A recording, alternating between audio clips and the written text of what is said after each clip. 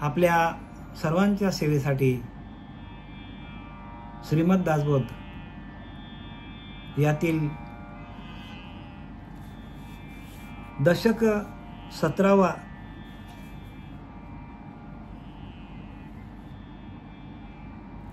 प्रकृती पुरुष आणि त्यातला समास 6वा आपल्याला सुरुवात करायची. आता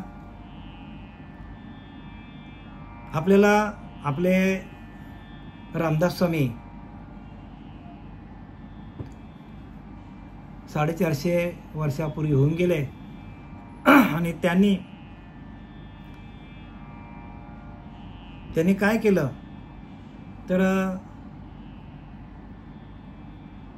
आपल्या लग्न मंडपातून पळून गेले, भोळ्यावरून पळून गेले आणि त्यांनी आईची शपथ पूर्ण केली की बाबा, आई त्याला म्हटली की नाही की लग्नाला उभा राहा, फक्त उभा राहिला, पण लग्न मंडपातून पळून गेले. का पळून गेले तर एकच वाक्य ऐकला, सावधान. आणि त्या सावधान वाक्यातून बघा त्यांच्याकडे किती प्रेरणा असेल, त्यांच्याकडे हरिनामाचं चिंतन केवढं असेल त्यांच्याकडे. म्हणून उपजताच ज्ञानी उपजताच होते ते. फक्त एकच शब्द ऐकला, सावधान. आणि त्या सावधान एवढ्या एकाच शब्दातून सावध झाले आणि संपूर्ण दासबोध लिहिला. 20 दशक 200 समास, श्रवणाद्वारे घेता स्वाद, मनन करत्यास विशेष समाधान लाभे. समर्थ रामदासांनी जाता जाता 20व्या दशकामध्ये शेवटच्या समासामध्ये आपल्याला सांगितलंय की 20 दशक 200 समास लिहून ठेवले, पण श्रवणाद्वारे घेता स्वाद. काय सांगितलंय? श्रवणाद्वारे घेता स्वाद म्हणजे श्रवणाच्या माध्यमातून आपल्याला स्वाद घ्यायचा. तो म्हणजे प्रत्यक्ष. आता आपण जेवण तयार केलं की नाही, जेवण तयार झाला आपला, तर आपण जेवणाचा फक्त आपण सुगंध घेतला तर आपलं पोट भरतो का?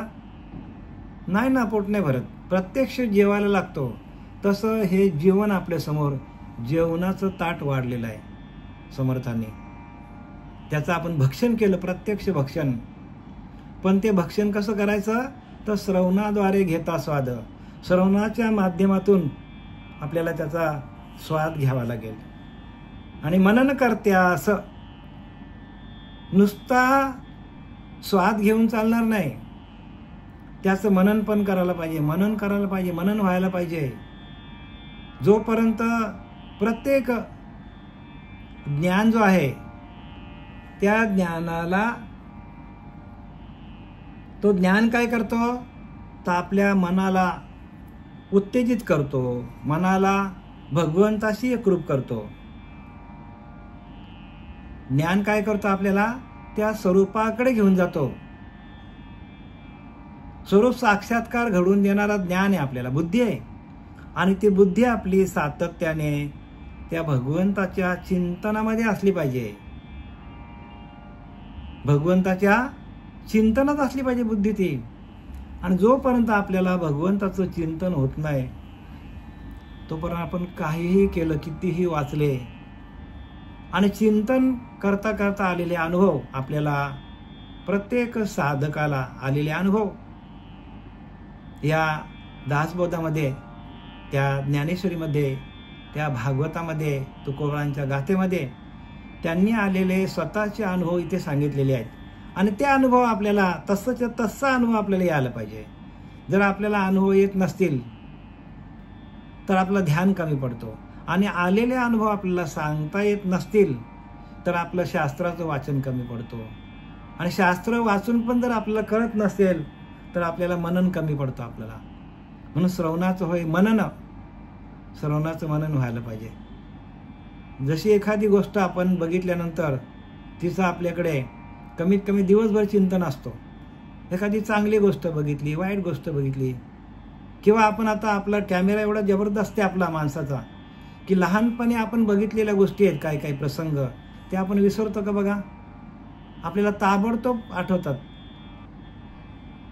आपण लहानपणी ज्या गावामध्ये होतो त्या गावातली घरं, त्या गावातले रस्ते आपल्याला कॅमेऱ्यामध्ये फिट आहेत. ते फिट आहेत की नाही, आपल्याला पाठ करायला लागलं का आपण सारखं त्याचं तिथे बघत राहिलो, तिथे आपण वावरलो त्या गावामध्ये.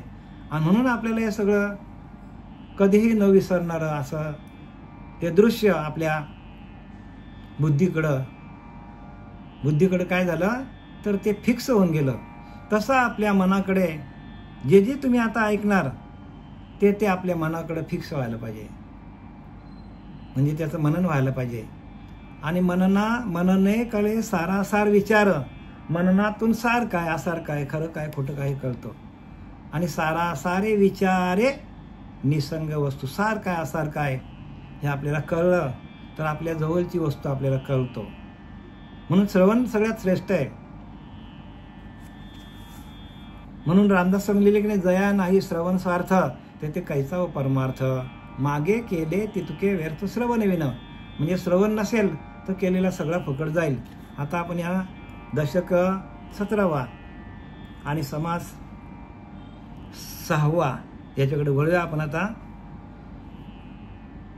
दशक 17वा प्रकृती पुरुष आणि समास 6वा देहात म्हणजे रूपन नाम. श्रीराम समर्थ. आत्मा देहामध्ये असतो, नाना सुख दुःखे भोगितो, शेवटी शरीर सोडून जातो एकाएकी. प्रत्येकाच्या देहाची अवस्था समर्थांनी आपल्याला सांगितली. आत्मा कुठे असतो? देहामध्ये असतो. प्रत्येक देहाला चालवणारा आत्मा आहे आणि तो प्रत्येक देहामध्ये असतो. आणि नाना सुख दुःखे भोगितो, म्हणजे जे काय शरीर जे करेल त्याच्यामध्ये आत्म्याला भोगावं लागतो. माया सर्व करते हो, पण माया सर्व करी पण आल घाली ब्रह्मावरी आल घालते. पण ब्रह्म म्हणतो मी काहीच करत नाही. पण आत्मा जो आहे, आत्मा तो काय करतो? सर्व सुख दुःख भोगितो. आपल्या शरीरामध्ये असणारा आत्मा जो आहे तो एका शरीरातून दुसऱ्यातून तिसरा असं काय करतो? तो उपजेते नाशे, नाशिले ते पुनरुपी दिसे, असं आहे आत्म्याचा स्वभाव आहे. आणि हा शेवटी शरीर सोडून जातो एकाएकी. या शरीरामध्ये असलेला आत्मा माणसाला एकाएकी सोडून जातो, माहीत पडत नाही कधी गेला. कोणाचं बघा, कोणी गर्भात असतानाच एखाद्या माणसाचा मृत्यू होतो. काही कीटक, काही प्राणी असे आहेत की हवेत तयार होतात आणि मरतात. आपल्याला मनुष्याला जो काय आयुष्य दिलेला आहे तो आपल्याला का मिळालेला आहे? तर आपल्याला सुख दुःख भोगण्यासाठी हा आपल्याला आत्मा मिळालेला आहे. म्हणजे सुख दुःख आपल्याला भोगणं आहेच. जोपर्यंत सुख दुःख आपल्या वाट्याला का आलेले आहेत तर आपण अनेक जन्मामध्ये, अनेक योनीमध्ये आपण जन्म घेतलेला आहे. पण त्या योनीमध्ये आपल्याकडनं जी चांगली वाईट कर्म झालेली आहेत त्या कर्माच्या पोटी आपल्याला पुनरुपी जननम, पुनरुपी मरणम ही क्रिया आपली चालूच राहणार आहे. आणि म्हणून आत्मा देहामध्ये असतो. प्रत्येक देहामध्ये आत्मा काय येतो तर नाना सुख दुःखे भोगितो. सुख दुःख भोगण्यासाठी आत्मा आपल्याला मिळालेला आहे. आणि आपल्याकडे सुख पण नसेल आणि दुःख पण नसेल तर आपण परमात्मा स्वरूपाशी एकरूप होतो. पण सुख दुःख आपल्याला का वाटायला आलेत तर सुख आणि दुःख हे दोन्ही भोगूनच आपल्याला काय करायचं? परमात्मा तत्वामध्ये विलीन व्हायचं. आपल्याला मूळ स्थानाकडे जायचं. आपल्याला ते मूळ स्थान आपल्याला मिळत नाही. म्हणून आपल्याला परत आपल्याला जन्माला येणं, पुनरुपी जननम, पुनरुपी मरणम, पुनरुपी जननी जठरी शयनम, ह्या सर्व जन्म मरणाच्या फेऱ्यात आपल्याला प्रत्येक जीवाला अडकावा लागतो. शरीर शक्ती तारुण्यपणी नाना सुखे भोगी प्राणी. अशक्त होता वृद्धपणी दुःख भोगी. बघा, प्रत्येकाच्या देहाची अवस्था दाखवली समर्थांनी. प्रत्येकाच्या देहाची अवस्था दाखवली की शरीरी शक्ती तरुणपणी, तारुण्यामध्ये असताना शरीरामध्ये शक्ती असतो. जवान असताना माणसाकडे जे चैतन्य असतं, जी शक्ती असते, आणि त्या शक्तीवर आपण काय करतो? नाना सुखे भोगी प्राणी. आणि त्याच शक्तीवर, भगवंताच्या शक्तीवर आपण सुख भोगतो. म्हणून समर्थांनी लिहिले, पाहुणा म्हणून घरी आला, घर धन्यास नाही ओळखीला. राजामधून आला राजाच नेने, देहासंगे विषय भोगिले. देहासंगे सुख भोगिले, देह धरत्यास चुकले नवल मोठे. मग ज्यांनी आपला देह धरून ठेवलेला आहे, तो आपला अंतरीचा अंतरात्मा, त्याचं आपण भजन करत नाही. आणि ते भजन आपल्याकडनं व्हावं, सातत्याने त्या आत्म्याचं चिंतन व्हावं, एवढ्यासाठी सगळे ग्रंथ लिहिलेले आहेत. आणि समर्थांनी इथं काय लिहिलंय? देहात्म निरूपण नाम. देहात्म म्हणजे देहाच्या आतमध्ये असलेला आत्मा आणि त्याच्यावरती निरूपण. देह आत्मा म्हणजे देहाच्या आतमध्ये असलेला परमात्मा, आत्मा, आणि त्याच्यावरती निरूपण देतात समर्थ. आणि तो आपल्याला सगळ्यात महत्वाचा आहे. सगळ्यात महत्वाचं काय आहे? सगळ्यात महत्वाचा आत्मा आहे. आणि म्हणून समर्थ लिहितात, खरा देव तो अंतरी चोरला असे, आणि सद्गुरु विनो तो सर्व थाही न दिसे. खरा देव कुठे आहे? आतमध्ये. आपण त्याला चोरून ठेवलाय. पण जोपर्यंत सद्गुरू भेटत नाही, तोपर्यंत आपल्याला प्रत्येक देहामध्ये आपल्याला परमात्मा दिसणार नाही. नाना शरीरे हीच मंदिरे, आतमध्ये राहायचे जीवेश्वरे. प्रत्येक शरीर हा मंदिर आहे. त्या भगवंताला राहण्याचा मंदिर आहे. मंदिर कुठला सांगितला? आपण जे आता आपण स्वतः बनवलेली मंदिर आहेत, ती मंदिर सांगितलं का समर्थांनी? ती मंदिर सांगितले का? नाही. नाना शरीरे हीच मंदिर आहे. मग त्या मंदिरात जायचं नाही का? जायचं ना त्या मंदिरामध्ये. आपल्याला देव कळत नाही ना, देव आपल्याला दिसत नाही, भासत नाही. मग कुठंतरी आपला भाव असला पाहिजे. प्रत्येक मंदिराच्या, प्रत्येक मंदिरामध्ये जे काय मूर्त्या असतात, जे काय फोटो असतात, त्याच्यावरती आपला भाव ठेवण्यासाठी कुठंतरी भाव आपल्याला आपल्या अंतःकरणावरती भाव ठेवता येत नाही, कारण आपण बहिर्मुख आहोत. आतमध्ये असताना, पिंडामध्ये असताना आपण अंतर्मुख होतो, आणि पिंडातून आपण बाहेर आलो, आपण बहिर्मुख झालो. मग जे जे आपल्याला दिसतं ते खरं वाटतं आपल्याला. जे जे दिसतं ते आपल्याला सगळंच खरं वाटतं आपल्याला. पण आपल्याला आपल्याच अभ्यास नाही. आपल्या ज्याच्या सत्तेवर आपण हे सगळं करतो, त्या सत्तेचा आपल्याला अभ्यास नाही. आणि ती सत्ता आपल्याकडं कशी आहे, त्या सत्तेचा उपयोग आपण कशासाठी करायला पाहिजे, ह्याच्यासाठी हा आपल्याला देहात्मनिरूपण समर्थांनी दिलेला आहे. शरीरी शक्ती तारुण्यपणी, नाना सुखे भोगी प्राणी. तारुणपणीमध्ये काय असतो? हाय तरुण तर घ्या मजा करून, आणि नाना सुख भोगतो. काय? अनेक प्रकारची सुख भोगण्याची माणसाची तयारी असतो. अंग बळे, द्रव्य बळे, अंग बळे, द्रव्य बळे, सत्ता बळे, मधांधपणे भोगिती. म्हणजे आपल्या शक्ती, आपल्या तारुण्याच्या शक्तीवर अंग बळे, द्रव्य बळे. पैसा आला ती माणूस काय करतो सांगायला नको तुम्हाला. ज्याच्याकडे पैसा आहे तो काय काय करतो, कुठे कुठे जातो, आणि किती काय कुठले कुठले विषय भोगतो तो, त्याचा हिसाबच नाही माणसाकडे. अंग बळे, ज्याच्याकडे शक्ती आली तो काय काय करतो, मारामारी काय करेल, व्यसनाधीन काय जाईल, व्यसनाच्या अधीन काय जाईल माणूस.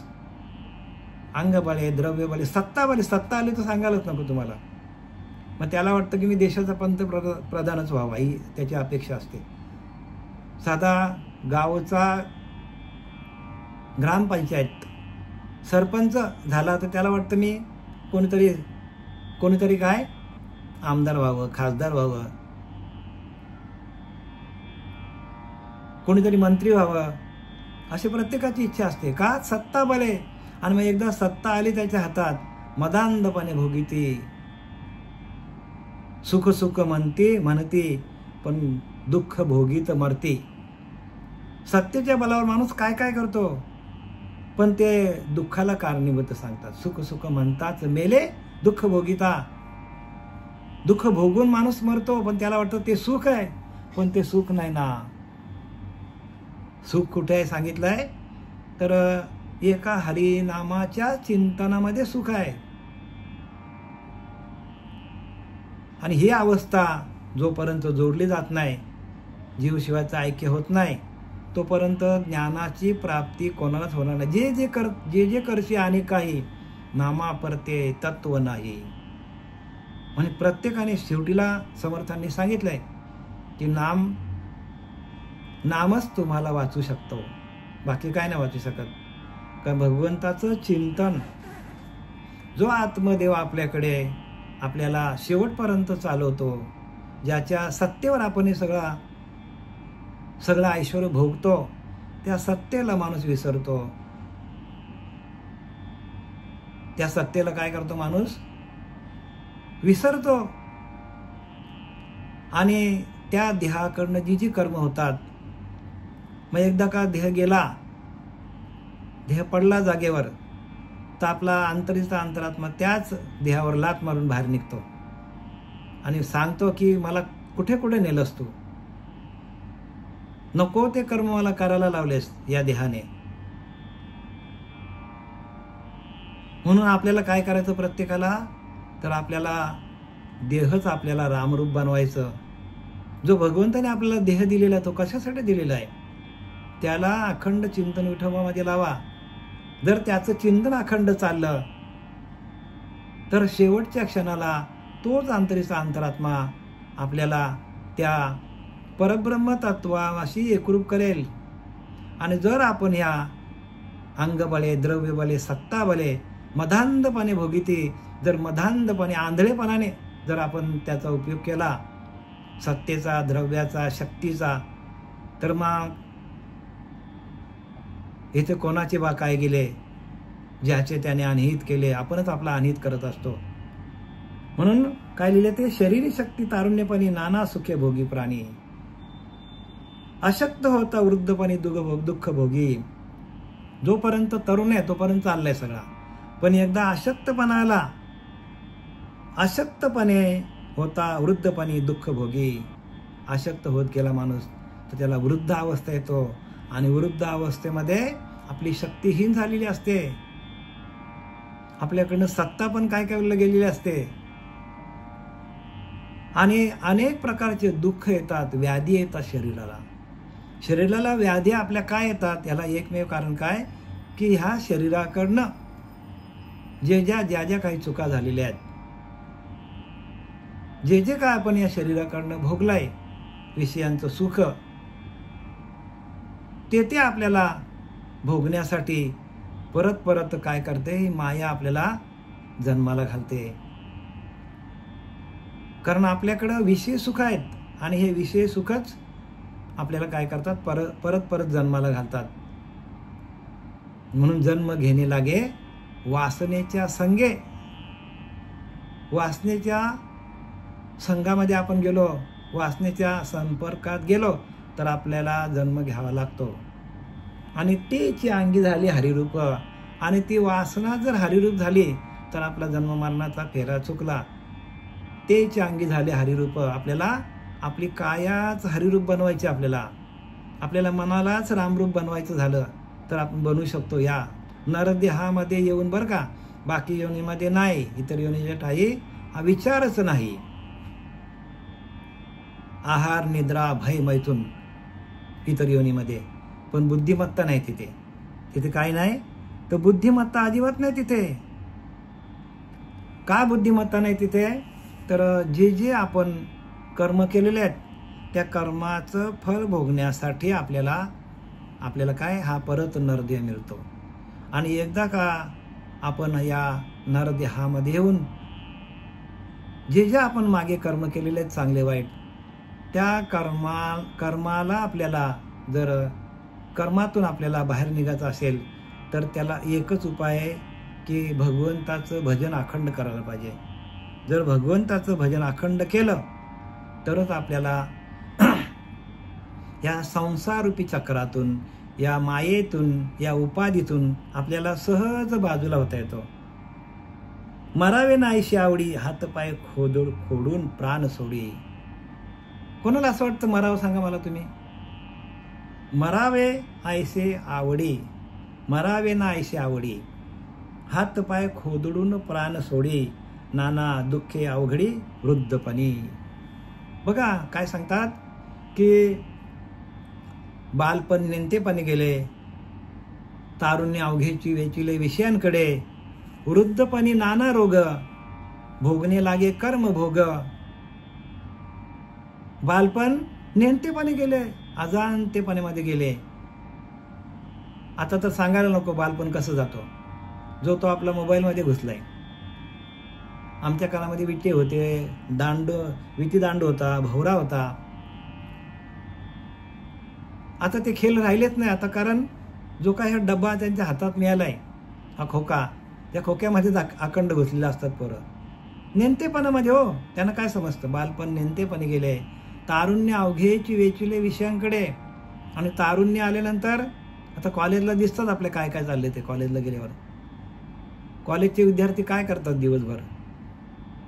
तारुण्य अवघेची वेचिले विषयांकडे, संपूर्ण विषयाधीन झालेला आहे. संस्कृती राहिली नाही, संस्कार राहिले नाही माणसाकडे, सगळा ऱ्हास होत चाललेला आहे. या कलियुगामध्ये चांगल्या गोष्टीला विरोध होत चाललेला आहे आणि वाईटांची संगतीला सगळेच जातात आणि चांगल्या गोष्टीला विरोध होतो. बरं असं नाही दिसून आंधळे आहेत लोक ना. त्याला दिसत नाही तो गोष्टी वेगळी आहे, दिसून आंधळे आहेत लोक. म्हणून तुकाराम महाराज म्हणतात आंधळेची जगा अवघेची आंधळे. काय करणार त्याला? सगळेच आंधळे आहेत. बरं दिसून आंधळ माणसांनी नाही व्हायला पाहिजे ना. आता हा जो काय आपण जे काय आपलं वाचन चालू आहे, जे काय निरूपण चालू आहे ते कशासाठी चालू आहे? तर तुमच्या आमच्या अंतःकरणामध्ये सातत्याने हरिचिंतन राहून, त्या भगवंताचं चिंतन राहून जे काय उरलेलं आयुष्य आहे ते आयुष्य आपल्याला त्या सद्गुरूंच्या चरणी, त्या भगवंताच्या नामस्मरणामध्ये सातत्याने राहून आपल्याला ध्येय ठेवता यायला पाहिजे. आणि अशी जर आपली अवस्था, असं जर सुख आपल्याला मिळालं नाही, कसं तर ज्ञानोबाला लिहिलं की नाही, किंबहुना सोय जीवात्मया लाय तेथ जे होय तया नाम सुख. म्हणजे काय सांगतात? फार काय सांगावे. जीव आत्मया लाय, जीवाची आणि परमात्म्याची ह्याच देहामध्ये ध्यानाला बसून साधना करून जीवाची आणि परमात्म्याची भेट होतो आणि तेथ जे होय आणि तिथं जे सुख मिळतो, तिथं जे आनंद मिळतो, तिथं जो परमानंद मिळतो, तया नाम सुख, त्याला सुख म्हणतात. आणि ऐशी अवस्था न जोडता पार्था, जे जिजे तेची सर्वथा दुःख. आणि अशी अवस्था ज्याची होत नाही, ज्या साधकाची होत नाही, त्याचं जगणं, त्याचं जे जे जगणं असेल, सुखाची अवस्था होत नाही. आणि बाकी सुखाला सोडून जी अवस्था असेल ते सगळंच तो दुःख सांगतात. ऐशी अवस्था न जोडता पार्था. अरे अर्जुना, अशी अवस्था जोपर्यंत जोडली ना जात नाही, जीवशिवाचं ऐक्य होत नाही, जे जिजे तेची सर्वथा दुःख, जे जगणं आहे ते सगळं दुःखच आहे. मग आता आपण सावध व्हायला पाहिजे. समर्थ रामदास सावध झाले आणि आपण कधी सावध होणार? रामदास स्वामी सावध झाले आणि आपण या संसारामध्येच अडकलोय. म्हणून संसार दुःख मुळे लिहिले. संसार हे दुःखाचं मूळ संसार आहे. म्हणजे जन्माला येणं आणि मरणं, येणं आणि मरणं हे मूळ दुःख आहे.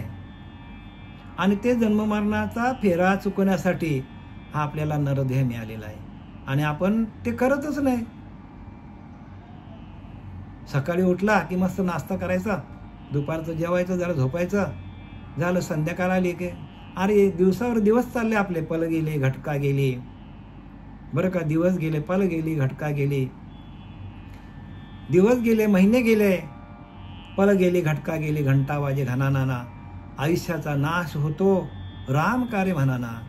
एक एक पल आपण कुठे चाललोय, आयुष्य आपलं घटत चाललेलं आहे आणि आपल्याकडे हरिनाम येत नाही. हरिनामाचं चिंतन आपण करत नाही.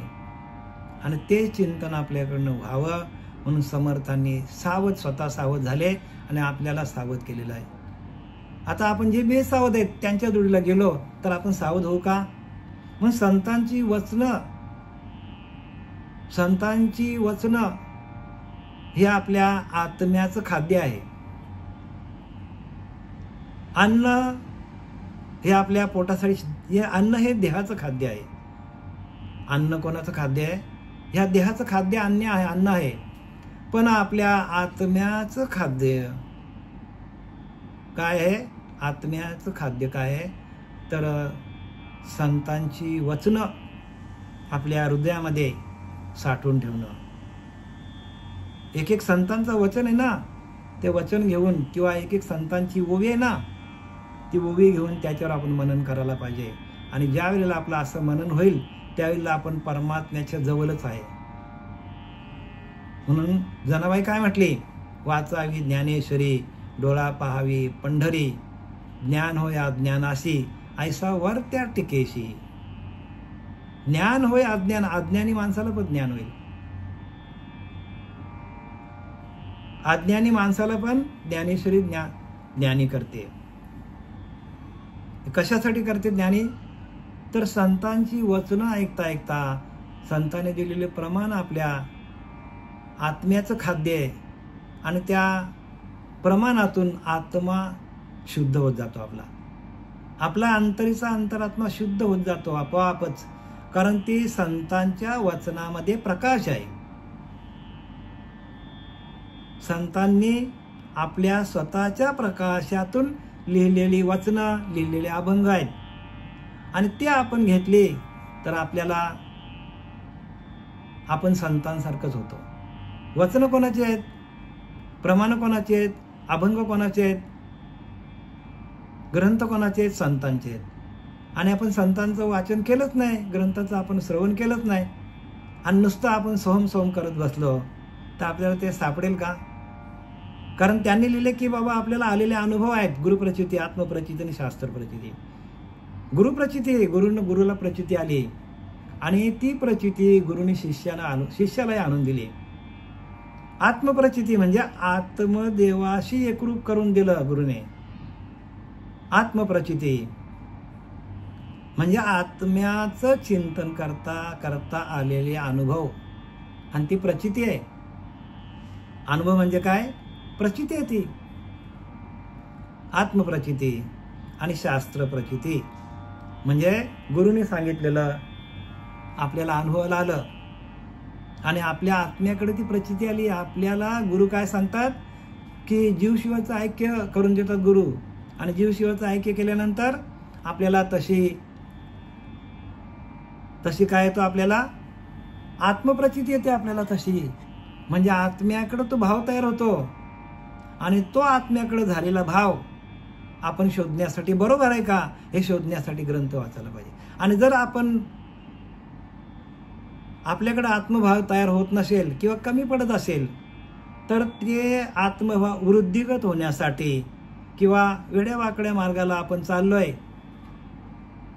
ह्याचं अवलोकन करण्यासाठी, याचं शिहावलोकन करण्यासाठी आपण काय करायला पाहिजे?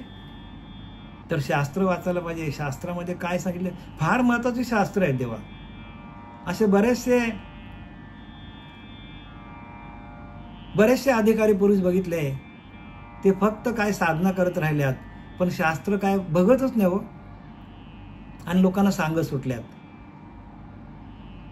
पण शास्त्राप्रमाणे मला सांगा, तुकोबाराय कोणाचे अवतार होते सांगा? ज्ञानोबाराय कोणाचे अवतार होते? सगळं माहिती आहे तुम्हाला. म्हणजे अवतारी पुरुष येतात अवतारी पुरुष येतात या मृत्यूलोकामध्ये. कशासाठी येतात सांगायला? कशासाठी येतात सांगा?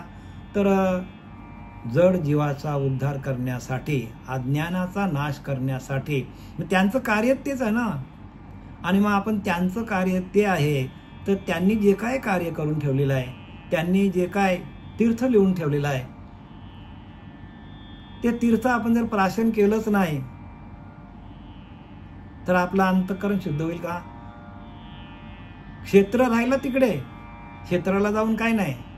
क्षेत्र म्हणजे तीर्थ, तिकडं तीर्थ क्षेत्र आहे. क्षेत्राला जाऊन काय भेटणं आपल्याला सांगा? क्षेत्राला धोंडा पाणी. क्षेत्राला काय आहे? धोंडा पाणी आहे. आणि तीर्थ कुठे आहे? तुकोबाराने गाथेमध्ये तीर्थ ठेवलं आहे, ज्ञानोबाराने ज्ञानेश्वरी तीर्थ ठेवलं आहे, रामदास स्वामींनी दासबोधामध्ये तीर्थ ठेवलं आहे.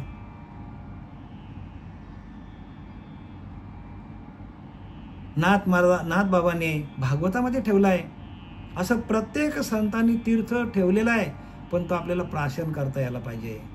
आणि तो प्राशन करण्याची बुद्धिमत्ता आपल्याकडे यावी म्हणून सातत्याने बरं का साधना करा. साधना आम्ही नाही म्हणत नाही, साधना करायलाच पाहिजे. पण आपल्याला संतांनी जे काय लिहिलंय, संतांनी जो काय प्रकाश झोत या वाङ्मयामध्ये लिहून ठेवलेला आहे, त्या प्रकाशाच्या माध्यमातून आपला आत्मा प्रकाशित होतो. आत्मा प्रकाशित होण्याचं एकमेव साधन काय आहे? तर ध्यान. आणि ध्यानातून आलेले अनुभव आपल्या वाङ्मयामध्ये बरोबर आहेत की नाही हे पडताळून घेणं हे प्रत्येक साधकाचं काम आहे. आणि आपण जर पडताळणी केलीच नाही तर संतांची वचनं जी आहेत, संतांचं प्रमाण जे आहेत, त्या प्रमाणातून प्रकाशित होण्याचं जे कारण आहे ते थांबलं जाईल. आणि तुम्ही सातत्याने काय करणार? नुसतं त्या भगवंताचं चिंतन करत राहणार. आणि मग काय होतं? आपण जास्त चिंतन केल्यानंतर मग आपल्याला पुढं काय होतं? तर पुढे आपल्याला ते त्रासदायक होतो. कारण सतत चिंतन करता माणसाचा स्वभाव चिडचिडा होतो. बघा साधू दिसतात तुम्हाला की बऱ्याच साधूंची उदाहरणं असे की ते काय करतात? साधू रागिष्ट असतात. का रागिष्ट असतात? तर सातत्याने ते काय करतात? सातत्याने चिंतन करता त्यांचा म्हणजे देह अग्नीसारखा होतो त्यांचा. आणि त्या अग्निरूप झालेला देह थंड करण्यासाठी आपल्याला संतांच्या वाचनावर आरूढ व्हायला पाहिजे, संतांच्या प्रमाणावर आपलं जायला पाहिजे. आणि ही प्रमाण फार महत्वाची आहेत. संतांचं वाङ्मय आपण वाचायला पाहिजे बरं का. आणि हे वाङ्मय का वाचायचं तुमच्या लक्षात आलं का? आता मी एवढं तुम्हाला निरूपण दिलं, समजलं का मी काय बोललो ते? झालेली साधना आपल्याला शीतल करण्यासाठी आपल्याकडे अहंकार वाढू नये, आपल्या देहाभिमान वाढू नये, म्हणून आपल्याला शास्त्राचं वाचन पाहिजे. म्हणून त्रयभक्ती म्हणतात. त्रयभक्ती पूर्ण आहे बरं का. त्रयभक्ती म्हणजे काय? की गुरुप्रचिती, गुरुने सांगितल्याप्रमाणे आपल्याला आत्मबोध झाला, त्या आत्म्याचा अनुभव आला. गुरुप्रचिती, आत्मप्रचिती म्हणजे आपल्याला आत्म्याशी एकरूप करून दिलं गुरुने. आणि शास्त्र प्रचिती, जे काय आपल्याला अनुभव आलेले आहेत ते तुकोबाराने लिहून ठेवल्यात, ज्ञानोबाराने लिहून ठेवल्यात, त्याप्रमाणे आपल्याला चालणं आहे. तरच आपल्याला शरीर आपला थंड राहील. नाही तर आपल्याला खूप अहंकार येतो माणसाला. साधनेचा अहंकार, साधनेतून ज्ञान होतो, पण ज्ञानाचा अहंकार कोण घालवणार आहे? आणि म्हणून संतांनी आपल्याला उपाय ठेवले आहे. उपाय एक, भगवत भक्ती जरी ठाके ना विरक्ती, तरी यथानुशक्ती भगवत भजन केले पाहिजे आणि शास्त्रही वाचले पाहिजे.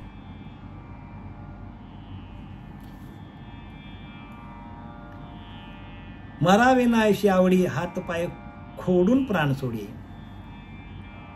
खोदून प्राण सोडतो. एखाद्या माणसाला वाटतं का मरू नये बाबा, जो देह मिळाले आपल्याला तो सातत्याने त्या देहाचं काय करायला पाहिजे?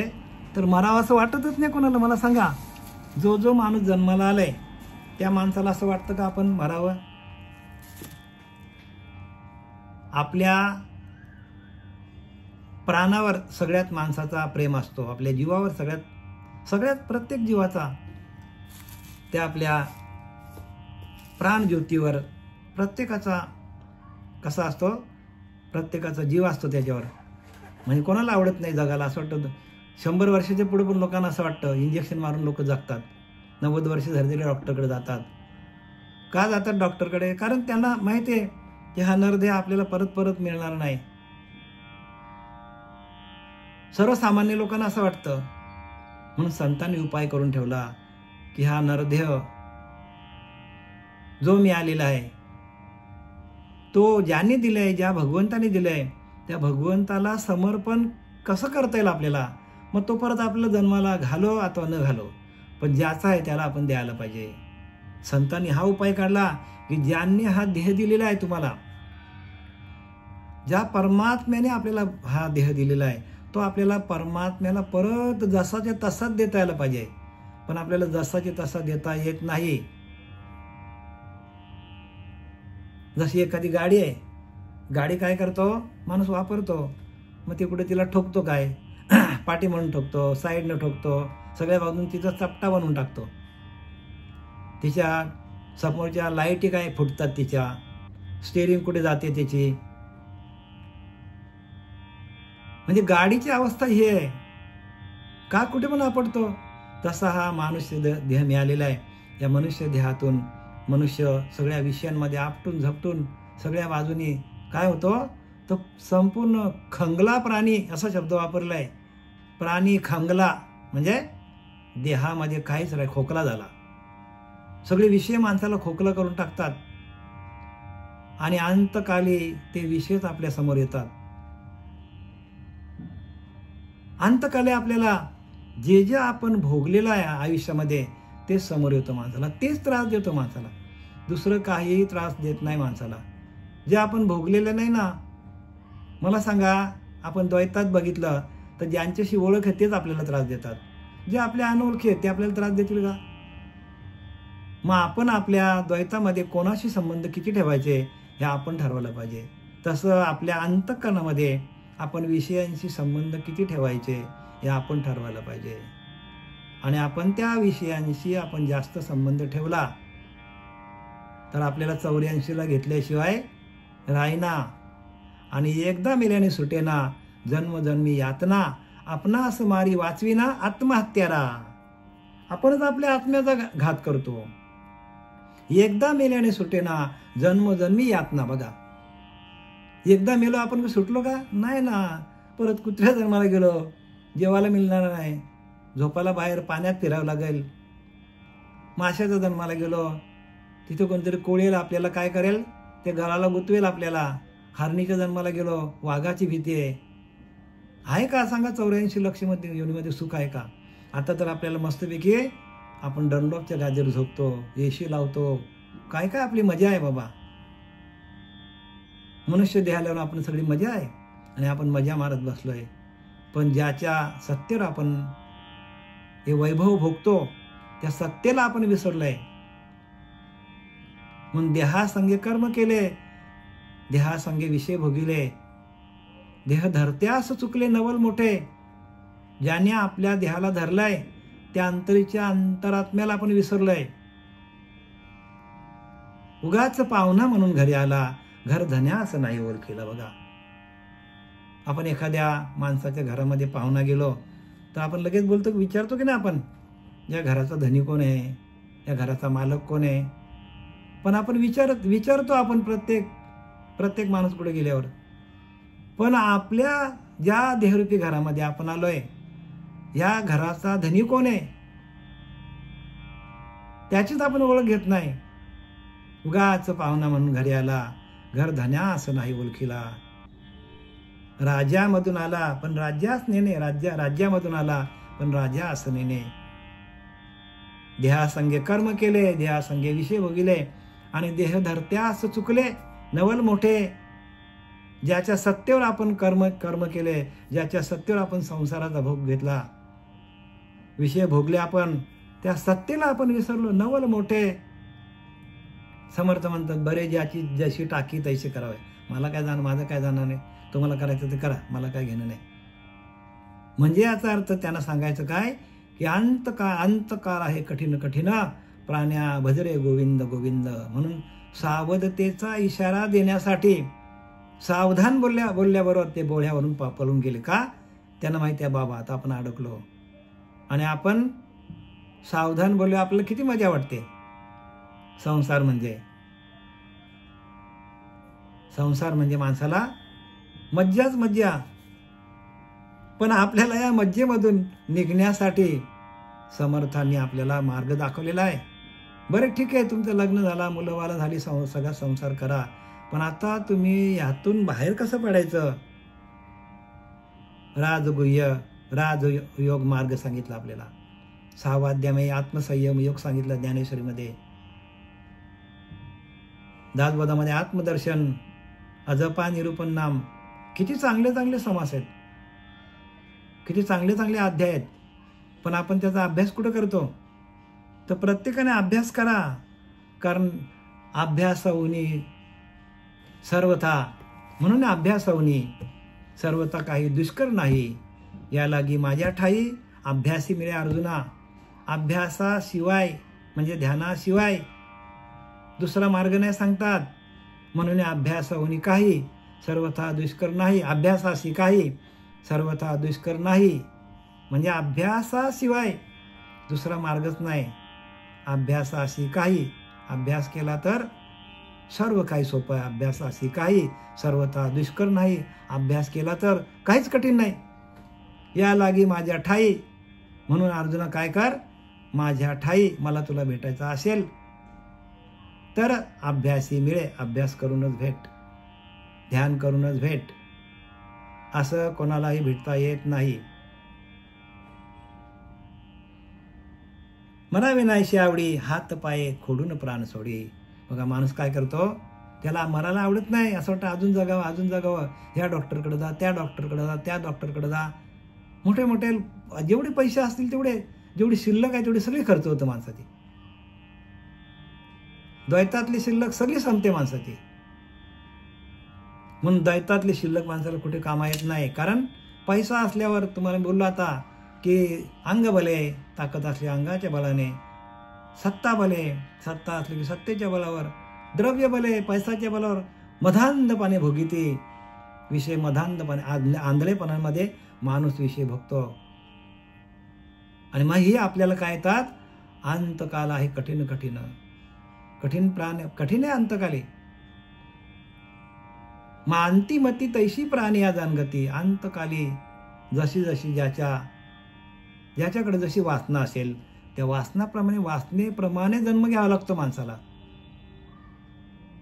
एवढं सोपं नाही बरं का. आपण गुरु दावली या वाटा, गुरुने तुम्हाला वाट दाखवलेली आहे आणि त्या वाटेमध्ये चला, नाहीतर पुढे काल कठीण आहे.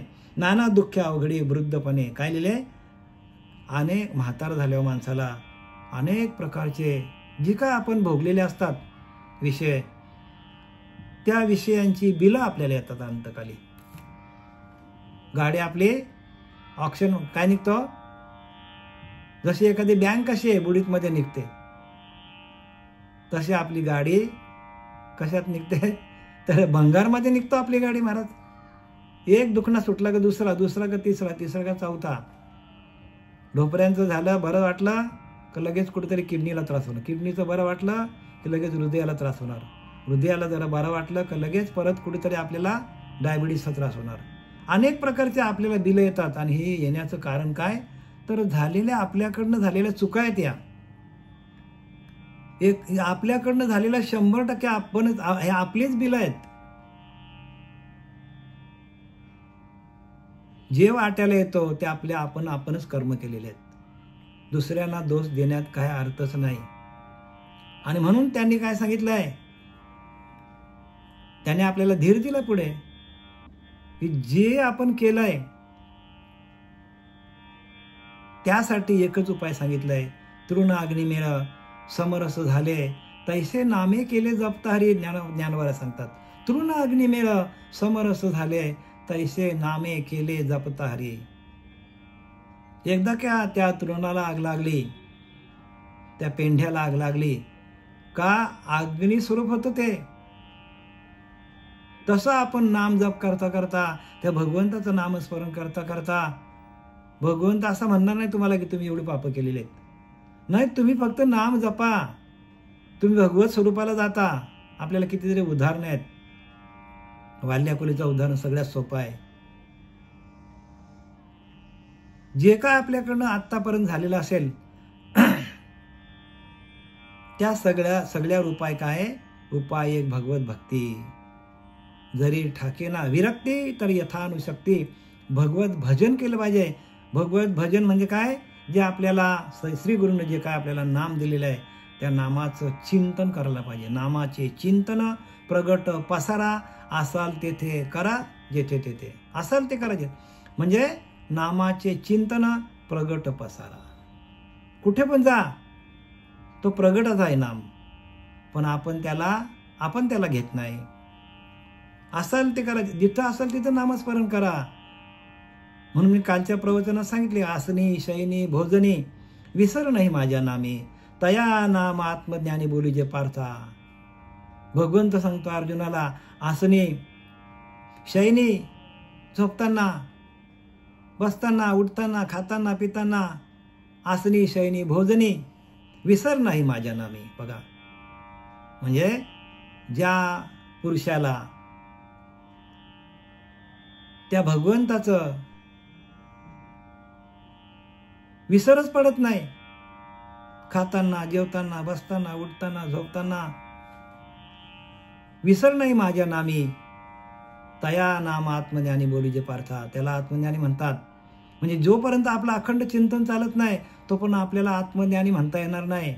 आणि तुम्हाला तर आत्मज्ञानी व्हायचं असेल तर हे ग्रंथ वाचून या ग्रंथाच्या जोडीला आपल्याला ध्यान पण पाहिजे.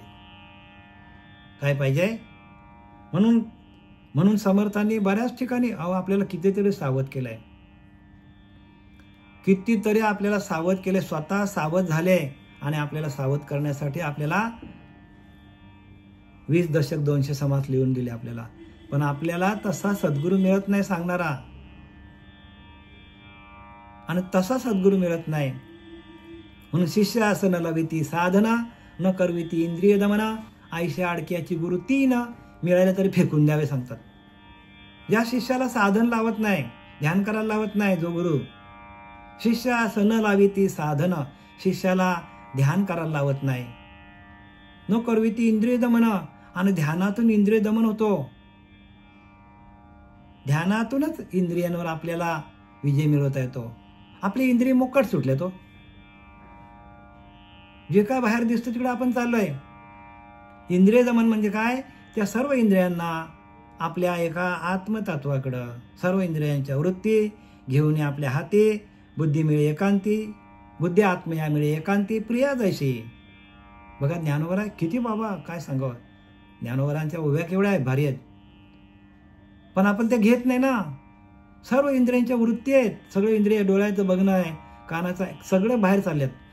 पण ते सगळं आपण एका ध्यान करून आपण एका आत्मदेवाकडे आणले, सगळी इंद्रिय वळवली, तर आपला जन्म मरणाचा फेरा सहज चुकू शकतो. सहज बरं का, काही करायची गरज नाही. म्हणून काही नका करू, संत संग करा, संतांची संगत करा, संत ओळखा. कोणाला पण संत म्हणू नका आणि कोणाला पण गुरु म्हणू नका. गुरुचं कामच ते जीवाचा ना शिवाचा ऐक्य करून द्यायचं आणि बाजूला व्हायचं. मोठी लिस्ट तयार करून ठेवायची शिष्यांची, ते काम नाही गुरुचं. अनेक शिष्य आहेत, अनेक शिष्य बनवले, पण फायदा काय? कितीतरी पंथ असे आहेत त्यांनी शिष्य बनवले, पण त्यांच्याकडं फक्त काय, त्यांच्याकडे तर गर्दी आहे, गर्दी खूप आहे तिथे. पण गर्दीमध्ये आपण भरडलं जावं, कारण खरा देवतांतरी चोरला असे सद्गुरुविनं तो सर्वच आहे, सगळीकडे दिसायला पाहिजे आपल्याला.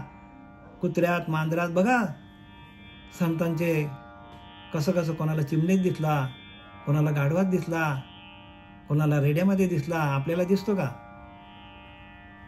आपल्याला कशातच देव दिसत नाही. म्हणून प्रत्येक सकल जीवाचा करीतो सांभाळ, तुझं मोकालेलं ऐसा नव्हे. सगळ्या जीवांचा तोच सांभाळ करतो.